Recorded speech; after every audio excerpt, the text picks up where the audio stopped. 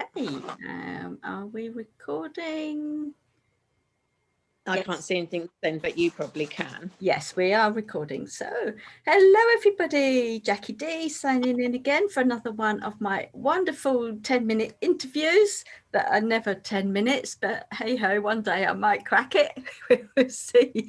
And today I am with one of my lovely friends, Denise Davis. Welcome, Denise. Now, how long have we known each other? Oh my golly, 6 years. It must be, mustn't it? Yeah. Certainly quite some time. I remember we met during we were with a walking circle. And we were over walking every week, and I got to know Denise and I followed her journey. And you know, what a journey over the last few years. And it has actually not culminated because we're still moving forward, but we have this wonderful little book. A big book, actually. It's quite a big book. And I've dipped into it a few times, and Denise is going to tell us a bit more about it.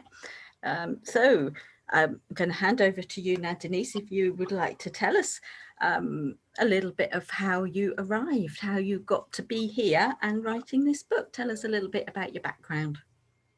So if we go back a bit further than that, I originally was married with 4 children and obviously a husband. I was a primary school teacher at the time. Things went wrong after 30 odd years and my husband left. My children grew up, fortunately.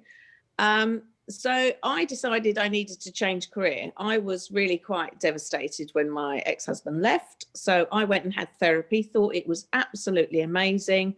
So I trained in coaching and therapy and was doing part-time both. Eventually I gave up the teaching. You've got quite a few strings to your bow, haven't you, with the things you've learned and trained in over the years? Absolutely. But my divorce really was the catalyst for me to be a coach, which ultimately obviously has led to the book, which was quite a funny story, really, because I was co-hosting a Highcliffe Positive Living group and decided that I needed to stop doing that to have some time to do work, really, for myself, because it was taking up quite a bit of my time. So what I did was I was asked to speak. So it was like my swan song. The last night that I was there, I did a talk. And within a couple of weeks, I just woke up one morning and thought, I could make that talk into a book. Little did I know it was a bit more difficult than what I thought. And a lot more time consuming than I thought. Mm-hmm. But hey, I've had so much time with you know, the virus being around and us being self-retreating that it meant I finished it and that I could launch it on the 21st of December, which is a really important date to me. I love winter solstice. I think that's quite interesting for me is that because I've got quite a few friends that have now written books, and you think all you've got to do is write a book, but actually it's not. That's a little bit of it, isn't it? Writing the book. Writing the book is actually quite good fun. I didn't discipline myself that I must do 2,000 words a day or whatever. I'd give myself a time limit, but I was very lenient with me. Sometimes I would go way over the time or under the time, whatever I really felt. I really wanted to write literally from my heart and in flow. So if there was a day that I really didn't feel it, I wouldn't actually write. But yeah, the tedious part really is the end part. It's all the editing. You know, that took me ages. Yeah. Because I wanted my early readers to read it first when it was in its very rough form. And that took me months to get it right before I even sent it to somebody else, like an editor. And then once you've done the editing, then you've got the typesetting check, and believe it or not, even the printers get it wrong. So they chucked my whole segment of the sacral chakra out. So you do really have to thoroughly check again each sentence throughout the whole book. So by the end, you are actually glad to have it done. Yeah. And it's very different. I tried to write books before because everybody said I should write a book, but the flow wasn't coming. So they never finished, and they may have had exactly the same content, but they would have been very, very different. So it's quite funny, really. Yeah. But yeah, So can you you're tell right. us a little bit about the content of your book? How is it structured? And Well, that's interesting as well, because obviously the title is Harmonise Your Heart. And that is my business brand. That is my brand name. And the logo's mine that's on the front as well. yeah. And the reason we got the It's badass beautiful. way is because I consulted a fellow coach a couple of times, and she knew that I'd already done a compilation book with somebody else, and I'd written a chapter, and that had badass in the title. And she said, do you know what? I think it would be really good if you sort of linked that as well. She said, because you're not fluffy and unicorns, you're a bit fluffy and unicorns, but you're also a bit of a badass. So she said, that's how the title came. So of course, I remember my daughter saying to me once, well, what does harmonise your heart mean? So I thought, okay, right, let's start the book and put some science in there, because again, my daughter's quite logical. So it is what people may call woo-woo, but there's scientific backup in the book for some of the modalities and processes that I've used. You know, even backing up doing journaling, meditations and things. There's loads of support out there showing exactly benefits that people have got on a scientific basis. So I wanted it to be a blend, because I think I am, you know, I do quite like science backing up what we say, because there's an awful lot of people who, when I started out 17 years ago, you know, the eyes would roll. You know, gosh, you know, 1 minute you're a sensible school teacher, but the next minute you're a complete Fruit Loop. Yeah. But actually, it was science then, it just wasn't getting out and about. But you know, nowadays you can see on the TV a sports person, you know, doing some tapping, some EFT before he's going to go and do his sport. We know that Tiger Woods, he does visual rehearsal of him hitting a birdie, you know, the hole in one, which is hypnosis. So we know it's becoming out there, and I thought, I just woke up that morning and I need to write the book, and it's because I have come across an awful lot of stuff, and not all of it can make it in a book. I mean, it's huge as it is, but I just felt that I needed to share some of my knowledge with people, because it's helped me, not just over my divorce, but other things since, to stay in a good space. And particularly now where we're in this, I don't know if you want to call it coronavirus or COVID-19 or whatever term it is, it's helped me stay out of fear, calm, to know that there is a bigger picture somewhere. I have great trust and faith in the universe, and even though things may seem really dire externally, internally I'm in a good place. I am human. I do dip. I have missed my family. You know, there's a few of my grandchildren I have not seen for a very, very long time. And my youngest grandson in the UK, I have not hugged for almost a year, which is tough. But again, I know that my belief is that things crumble. So the systems that aren't working for us now are crumbling, and new, fairer, kinder things will be put in place. And it's not going to happen overnight. You know, it's an evolution. It is. But I'm holding on to that outcome of later. I'm visioning and holding that intention that this new world does come to place, and that I will still be around to be part of it.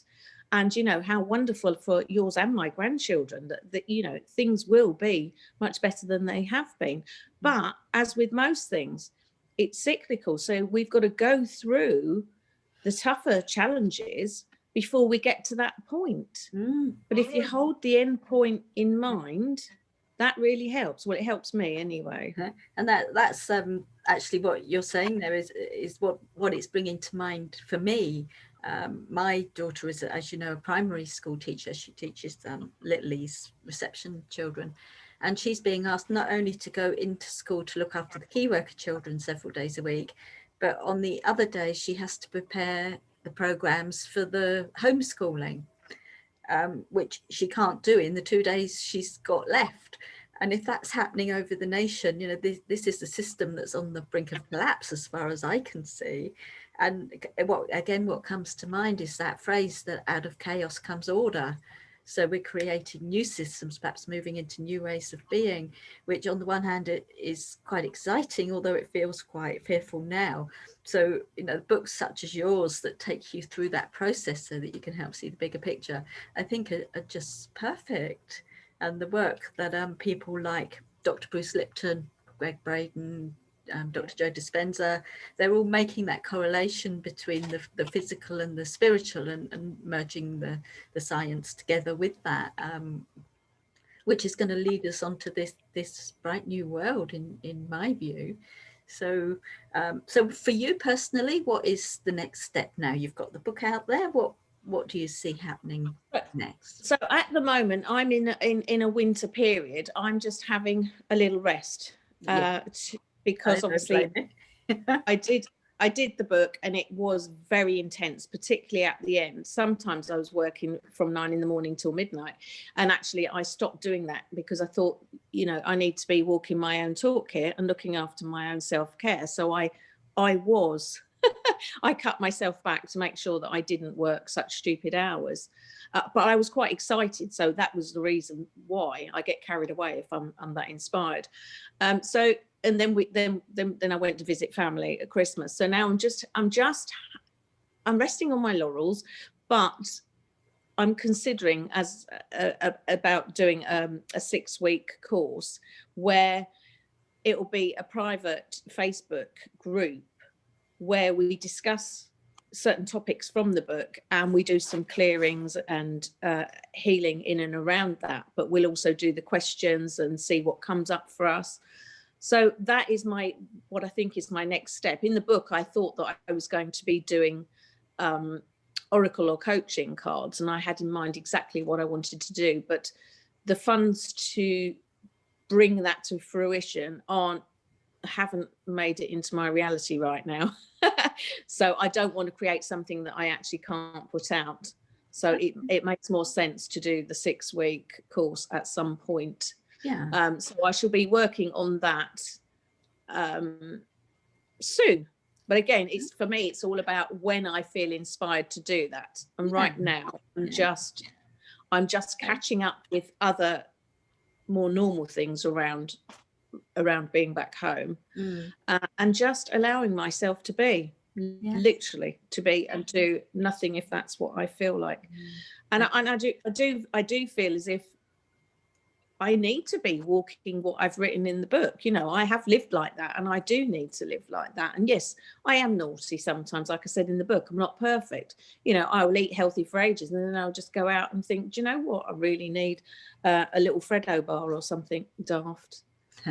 So that's the plan is, but again, I'm very fluid. I think we all have to be fluid right now. Things are changed. It could change on a sixpence. So although that's what I think I'm going to do, I'm wide open as to what will happen.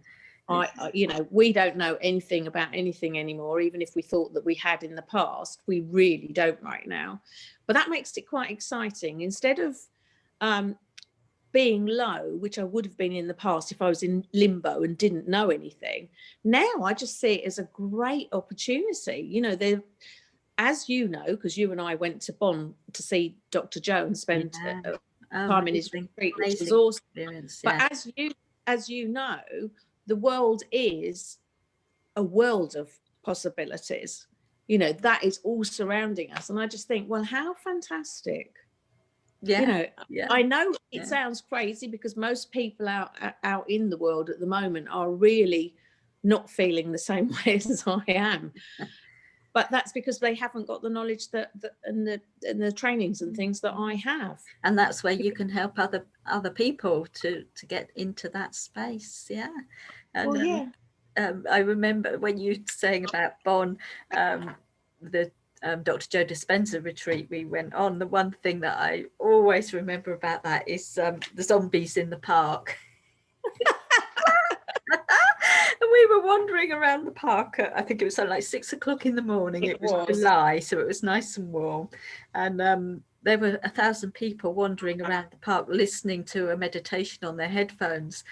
And some of the local people were coming to start their day's work. They were cycling through the park, or they were park workers, and they were just looking at us like they had arrived in a zombie movie. And I think we actually made headline news in Germany, didn't we? We did, in the newspaper. And actually, Jackie, there was 1,500 of us. Oh, yes, there was, yeah, that many. Yeah. And I thought that would be too much, you know, when we were meditating and everything. But actually, it was just amazing. The energy in the room. The energy, yeah, it was life-changing. It was out of this world. It really was fabulous. But I do, you know, I love the fact that the one thing he blends is the spiritual and the scientific. Yeah. Again, I don't know why, but I just do. It appeals to both sides of my brain, I suppose, because we are left and right brained, and you know, left is logic and the science bit, and our right brain is our creative and all the other aspects. So I suppose that's not surprising, really. As humans, we like to understand our world, don't we? Well, as much as we can, and also being open to the fact that what we have known in the past, something new could come up and throw that completely out of the way, because that has happened. Yeah. You know, over science. Once we keep learning more, some of the old things that we thought were true actually are no longer true. So for me, you know, my truth is my truth. Somebody else's truth could be totally different, but doesn't mean to say it's wrong. It's their truth. Yeah, there are 7 billion of them out there. 7 billion. So it's about respecting each other as well, because that's something else that I've noticed during this time, that there are some factions that really will knock anybody who doesn't believe the same beliefs. Whereas I've had people, you know, I've posted things on Facebook and I've had people totally contradict and disagree with mine, and in quite a vitriolic manner, actually. And I just thought, well, do you know what? They're entitled to their opinion. Maybe I know for a fact that I don't go on somebody else's pace and trash them. I wouldn't. I would just scroll on by. But I just think, well, that's interesting. You know, I have lost some friends that I thought were friends, some in person and some that I didn't know anyway. And I just think, well, obviously we don't vibe together anymore. But I've got people that I'm connected to who have the total opposite beliefs of mine. And it just goes to show that we have a respect and understanding of each other. And for me, that's important. You know, have self-love for ourselves. Yes, definitely first. But also it is about being respectful and supportive and kind and loving to other people too. And some people seem not to be able to do that. It creates a dissonance in them, and they just can't seem to accept that there are other opinions. And I do think we now, because it is such a strange time, I do think we need to be as open-minded as we can. Yeah, and it's all part of the journey, isn't it? Our individual journeys. So I think we better stop there. I've just got one last question for you. If you have a message, a very short message now to share with the world, what would it be? So to share with individual people, it is, as my book says, everything boils down to self-love. That is the most important thing for me. Love anyway.